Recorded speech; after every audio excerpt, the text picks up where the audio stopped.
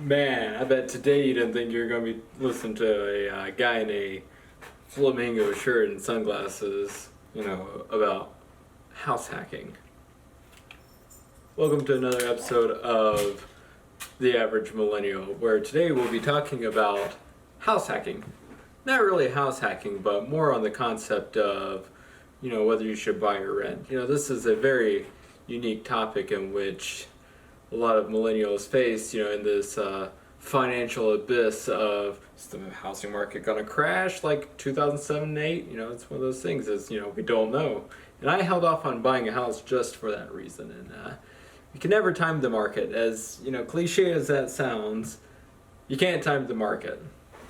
So, a little backstory, I first bought my house back in June of 2018, in which, the Federal Reserve decided to raise interest rates at that point because the market was too hot, which, it's a little unsettling, but, it was a good market.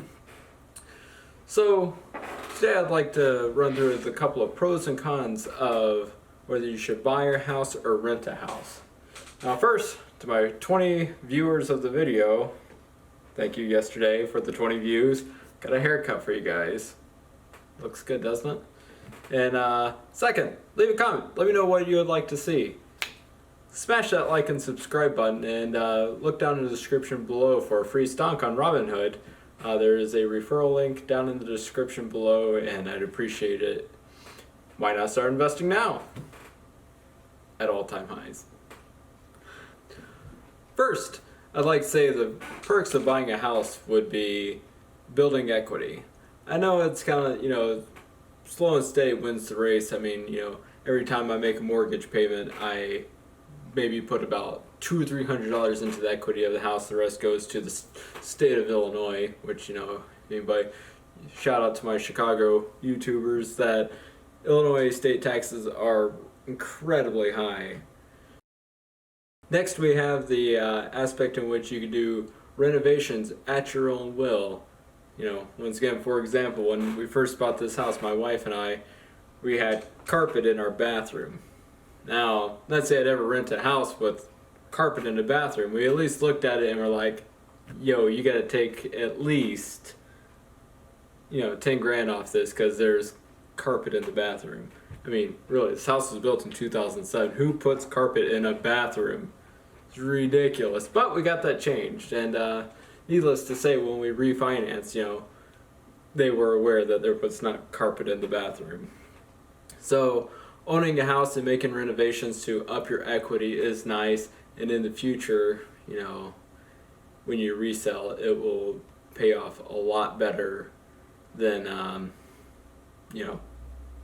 a house with carpet in the bathroom. So third pro, it could be a pro or con depending on, your job. You are tied down per se. So I'd like to lead off with a story here in which, when I first moved to Illinois, I lived in a little house in the suburbs and it was for sale, but, my dad and I rented it. So under the condition that when it did sell, we had to leave. Very unsettling, going month to month, every open house that they had, we could be squeezed out of the house. But it was the first house, we'd moved up here from Texas, and it was just kind of unsettling. But when you buy a house, you know that this is your house until it is time to sell. So, thankfully, in that time, the housing market crashed. Not thankful for everyone, but we were able to stay in that house for another 3 years, and then it got my dad to buy a house in the bottom of the market, which was great. I didn't follow markets back then when I was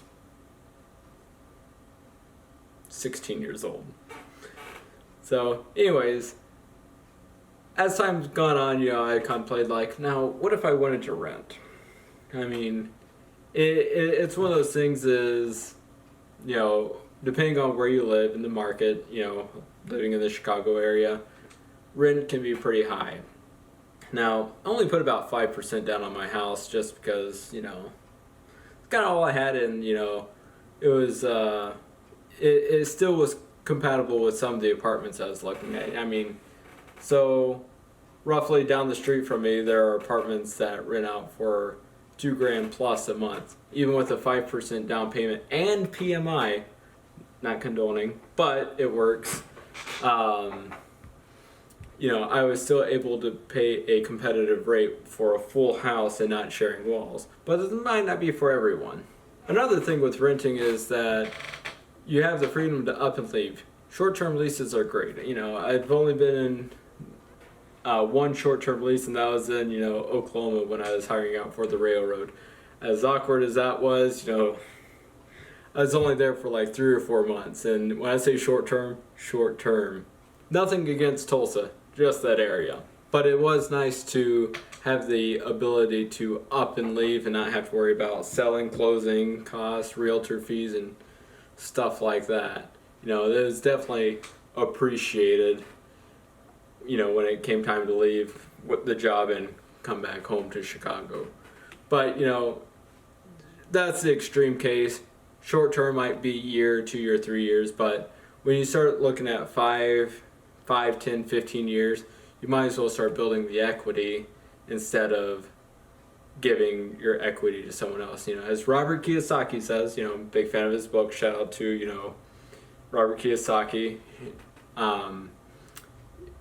Don't be someone else's asset. Remember, when you rent, you are paying someone else a nice